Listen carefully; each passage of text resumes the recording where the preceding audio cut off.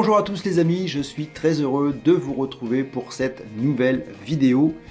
Je vais vous parler d'une trottinette, d'une crevaison sur la roue avant d'une Xiaomi M360 que l'on m'a apportée.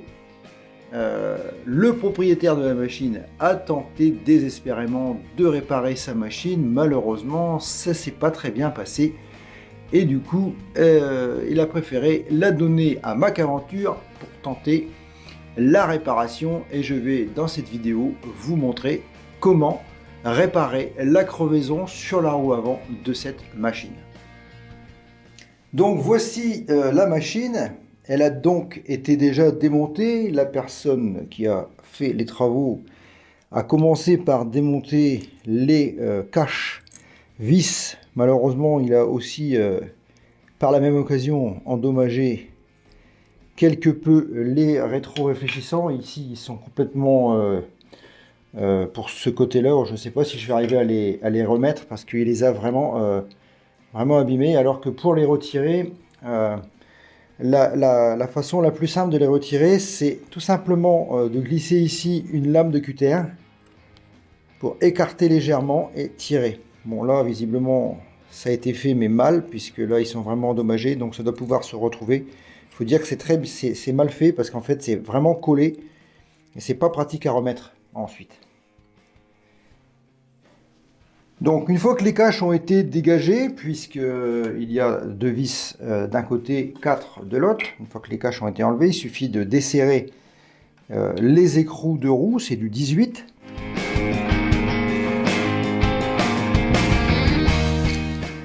Et là, on va aller retirer tout simplement la roue. Alors, pour avoir plus de liberté, vous pouvez tirer légèrement sur le câble. Ici, ça a déjà été fait visiblement puisqu'il est très allongé. Et on pourra le repousser à l'intérieur une fois que la crevaison sera réparée. Je vous conseille quand même de faire relativement attention au câble. Parce que là déjà on voit que le démonteur initial de la machine n'a pas fait vraiment très attention au câble. On voit qu'il est déjà légèrement endommagé ici, ce qui n'est pas bon du tout. Ça veut dire qu'en fait, vous voyez, il a été écrasé. Il est même légèrement entamé ici, coupé presque. Donc ça fonctionne encore, je l'ai testé. Mais quand même, ne travaillez pas ce côté-là. Je sais que c'est pas simple de démonter par ici, la valve étant là. Il vaut mieux travailler axe sans le câble vers la table. Ce sera plus pratique. Vous pouvez même, pour être plus stable, utiliser un rouleau de scotch et la poser dessus. Comme ça, on est bien stable. Voilà, donc on est prêt à démonter. Pour attaquer ça, il vous faudra donc un pinceau, un récipient avec du liquide vaisselle et un peu d'eau, moitié-moitié on va dire. Un démonte-obus pour la valve, des démonte pneus. Bon, moi j'ai des démonte pneus en acier classique vélo. C'est inutile d'avoir des gros démonte pneus, ça s'en va très bien. L'embout de gonflage pour aider au regonflage ensuite, forcément. Et puis les outils courants comme la clé Allen pour desserrer, surtout pour chasser ici. Il va falloir chasser. Donc on va enlever l'obus d'abord. Première étape. On va desserrer et retirer l'obus pour pouvoir chasser la valve à l'intérieur de la jante à l'aide d'une clé Allen ou autre chose, ce que vous avez sous la main qui puisse rentrer à l'intérieur et être suffisamment grand pour chasser la valve. Moi je vais prendre plutôt quelque chose de plus gros, ça ira mieux. Voilà. Il faut simplement chasser la valve à l'intérieur. Ça marche pas toujours. Voilà, normalement ça devrait suffire. À partir de là, on va mettre du liquide vaisselle et eau mélangée au pinceau. C'est pas la peine de mettre plus parce qu'après vous allez en mettre partout et puis ça va faire un chantier du tonnerre. Vous écartez un peu ici et vous mettez le liquide ici à l'intérieur. Voilà.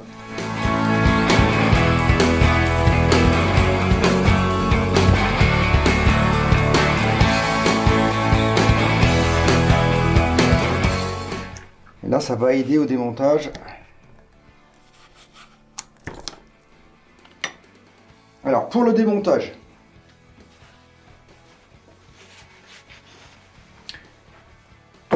on va repérer la valve, elle est ici, et on va venir avec des pinces de ce genre. Alors, pas des pinces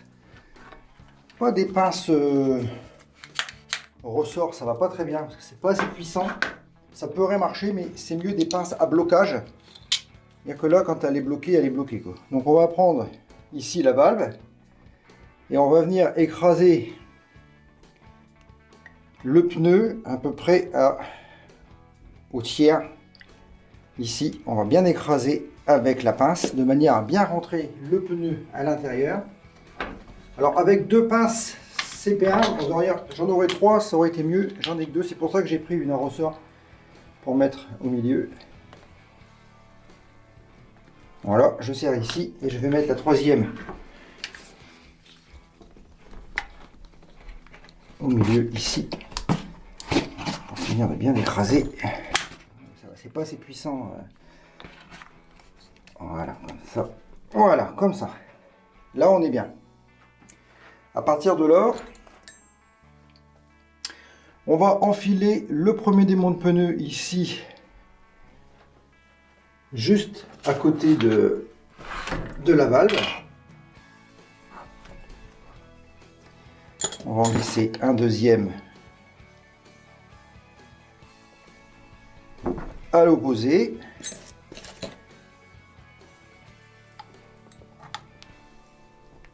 Un troisième et un quatrième. À partir de là, ça devrait suffire. Pourquoi glisser les quatre en premier? Parce que vous allez voir que c'est plus facile après.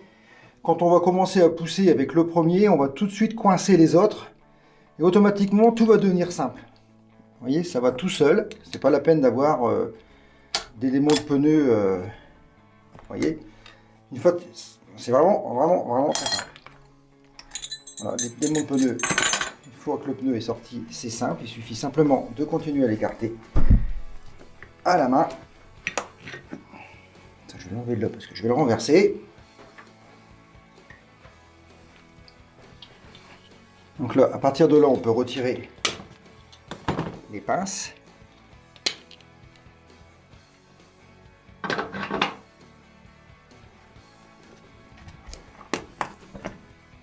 Celle-ci aussi d'ailleurs. C'est très simple, hein. Le pneu il est sorti vraiment très simplement. Alors on va extraire complètement le pneu de la jante. Alors ça c'est facile à faire, hein. Ça, c'est extraire le pneu, c'est pas ce qu'il y a de plus compliqué. Il suffit de tirer un peu et ça s'enlève tout seul.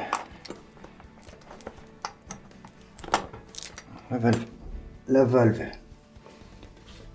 elle est toujours bloquée à l'intérieur, on va la sortir.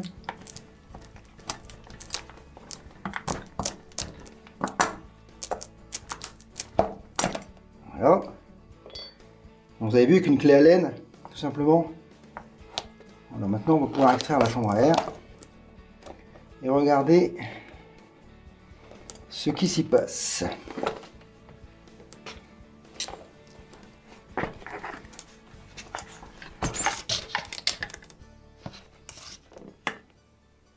Voilà, la chambre à air est extraite. Le pneu, le fait de le démonter du côté fil, alors il y en a ils vont dire ouais, il aurait mieux fallu l'enlever de l'autre côté parce qu'on pourrait l'extraire. Mais au moins on est sûr de le remettre dans le même sens. Parce que le pneu visiblement, il n'est pas endommagé, il faut simplement vérifier à l'intérieur, ici, que le fil de protection, le fil acier qui se trouve à l'intérieur du pneu n'est pas apparent. Ce qui prouve que le pneu est en bon état.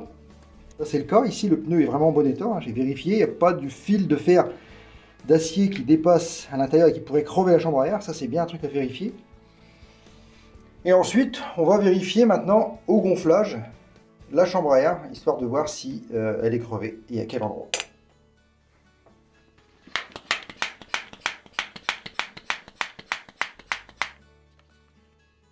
Il a l'air d'être bien crevé, hein.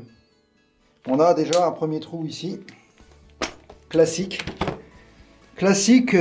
du démonteur qui remonte, surtout, qui remonte le pneu avec le démonte pneu. Donc là, visiblement, c'est juste un pincement. Ça veut dire qu'en fait, la personne qui a démonté, enfin qui a surtout remonté le pneu, a pincé au remontage la chambre. Donc, c'est pas catastrophique. On va mettre une rustine, c'est réparable. On va déjà faire ce premier trou, c'est-à-dire de voir s'il n'y en a pas un deuxième.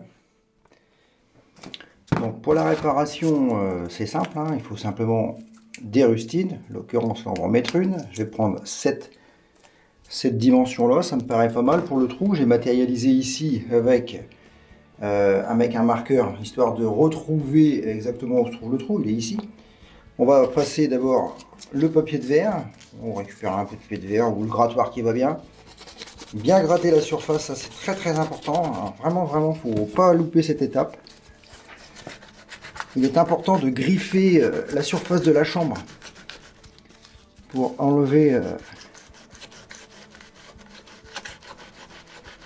le talc qui se trouve dessus et rayer la surface pour que la colle adhère beaucoup mieux.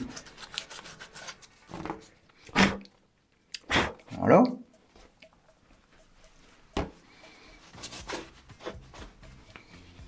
Ensuite, on va étaler de la colle. Alors ça, la colle, c'est pareil, hein, j'ai déjà dit, c'est pas cher, on en met la dose.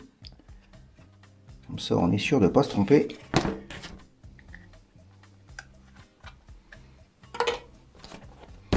Et là, on va bien étaler, qu'il n'y ait pas d'épaisseur.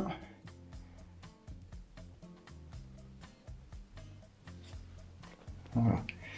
Là, je pense que c'est pas mal. Et là, on va laisser sécher ça quelques minutes.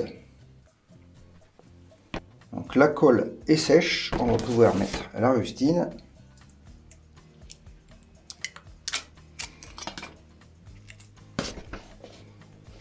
Donc le trou, il est ici, on va la coller là. Voilà, et là, on va bien, comme d'habitude, avec un outil non tranchant, bien appuyé pour bien coller et enlever toutes les bulles d'air qui se trouvent à l'intérieur.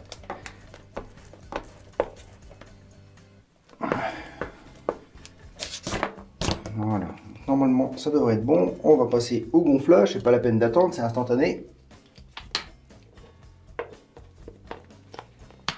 Histoire de voir si on a... Et ben il y en a un deuxième. Non, il est où? Il est là.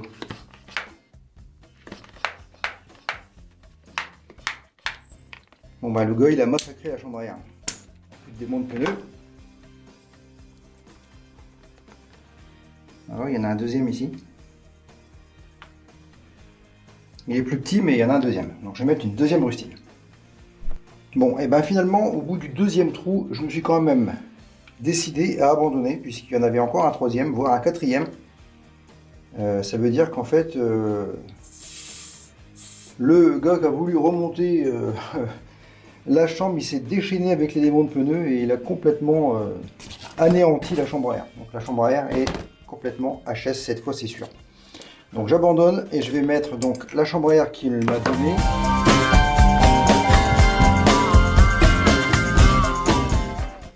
Alors un petit peu de savon ici pour remonter. Voilà.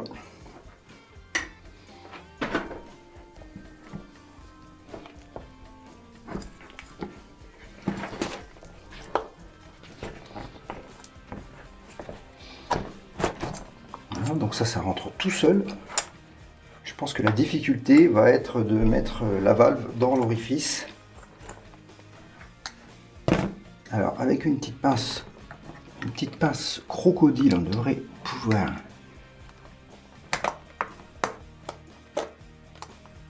faciliter la manœuvre. Alors on va enfiler la pince crocodile à l'intérieur et on va aller avec la clé Allen, la récupérer ici à l'intérieur et ensuite il faut arriver à la faire ressortir tout simplement. Alors maintenant on arrive à la phase Visiblement, notre bricoleur du dimanche a voulu se lancer dans la remise en place du pneu. Donc il a travaillé au démonte pneu, ce qui est une erreur. Donc vous savonnez encore une fois bien le côté concerné. Et toute la difficulté vient de là. Il faut remonter. On va commencer par remettre le pneu toujours à l'opposé de la valve. On termine par la valve. Donc on va commencer par le remboîter de ce côté-ci. Voilà. Et on va mettre tout de suite une pince pour le maintenir.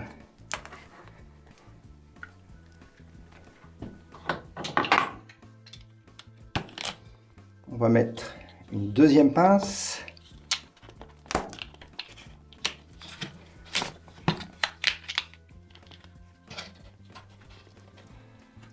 Voilà.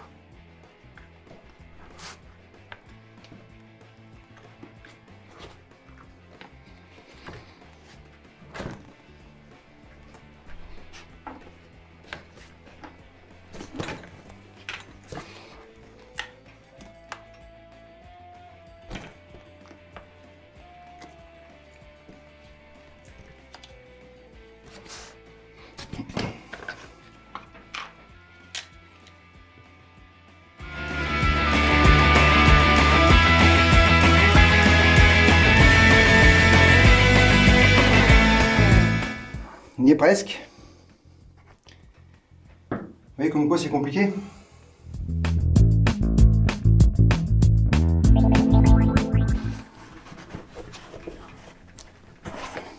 La force et on y arrive.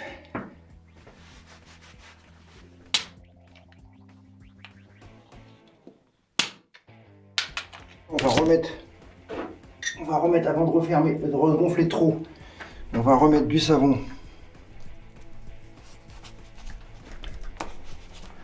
Bien à l'intérieur ici, de manière à ce que le pneu se replace lui-même avec la pression qu'on va mettre à l'intérieur.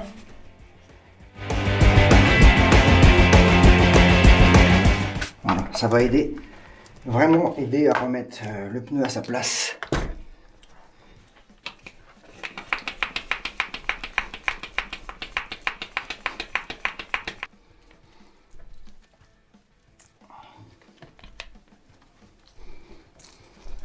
Voilà.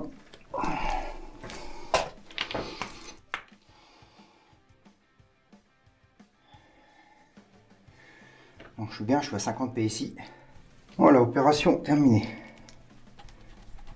Voilà, donc moralité, vous n'utilisez jamais de démonte pneu pour remonter. Il faut absolument le faire à la main.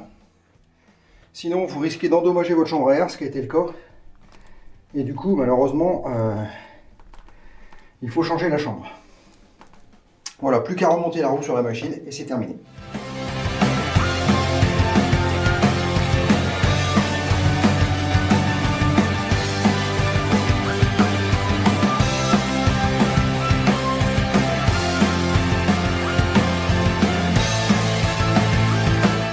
Alors, vous avez vu, réparer une crevaison sur une Xiaomi M360, c'est pas simple. Si vous pensez que vous n'êtes pas capable de le faire, ne le faites pas. Là, sur le coup, la personne qui a tenté de faire la réparation a détérioré la chambre à air, complètement inutilisable, puisqu'il y avait plus de 3 trous. J'avais au moins trouvé 4 trous, donc 4 fois, c'est des coups de démonte pneu au remontage. Donc si vous regardez bien la vidéo, vous allez voir qu'en fait on peut très bien le remonter sans les démonte pneus.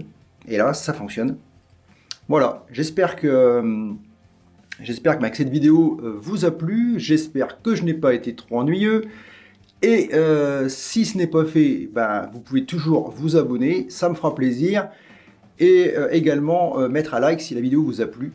Activez la cloche bien entendu si vous ne voulez pas manquer les futures vidéos. On se retrouve très vite pour des nouvelles vidéos sur la chaîne de Mac Aventure. Je vous dis à tous comme d'habitude, ciao bye bye.